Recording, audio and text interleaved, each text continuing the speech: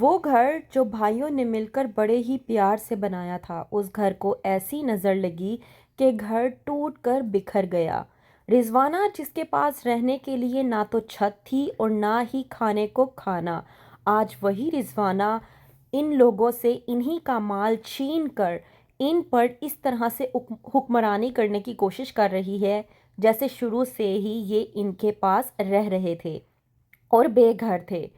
جیسے ہی سمن اپنی ماں شہناز کو بتاتی ہے کہ کس طرح سے رضوانہ نے ہمارے ساتھ اس طرح کا سلوک اختیار کیا اور ہم لوگوں کو گھر سے نکل جانے تک کا کہہ دیا، سمن کی ماں شہناز سے یہ بات برداشت نہیں ہوتی۔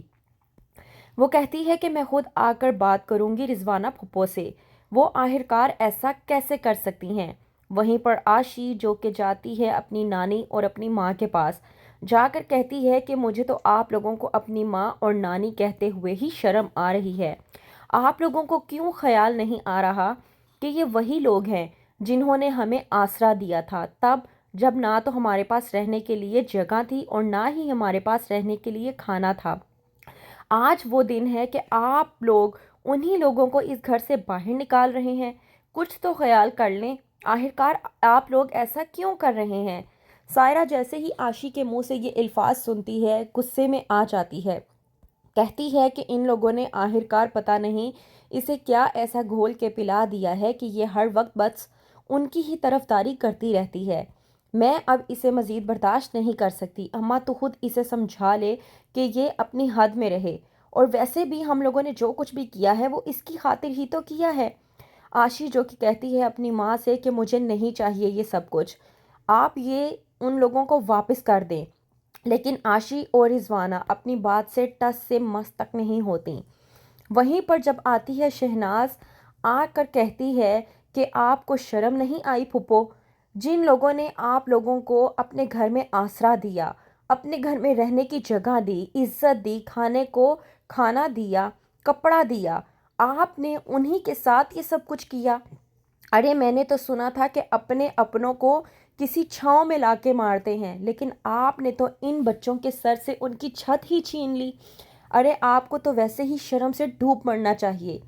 لیکن رضوانہ جو کہ شہناز کو طعنہ دیتے ہوئے کہتی ہے کہ حقیقت جانو، یہ گھر رضوانہ امجد کے نام پر ہے، میرے نام پر ہے، تو اس کا مطلب یہ ہوا کہ یہ گھر میرا ہے، اور اگر یہ گھر میرا ہے تو میری مرضی ہے کہ میں کس کے ساتھ کیا کرتی ہوں۔ تم اپنی حد میں رہو تو ہی تمہارے لیے بہتر ہوگا۔ تم نے یہاں پر بیٹی بھی آئی ہے تو بہتر یہ ہے کہ اپنے رشتے کے مقام پر ہی رہو، ورنہ تم اپنے رشتے کی حیثیت کھو بیٹھو گی۔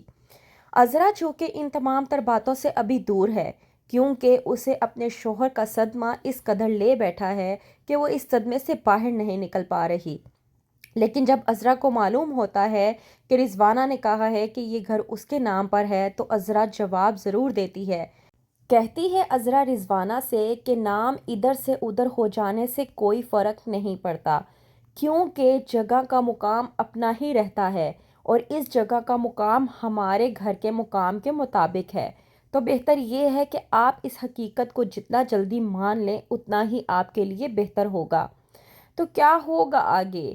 کس طرح سے اگلی چال چلے گی رضوانہ یا عذرا ان لوگوں کو انہی کی چال میں پھنسا کر اپنے گھر سے باہر نکال پھینکے گی، یا پھر عذرا رضوانہ اور سائرہ کے ماضی میں پہنچ کر ان کو پہنچائے گی جیل؟ جاننے کے لیے دیکھتے رہیے بیبی باجی کی بہوئیں۔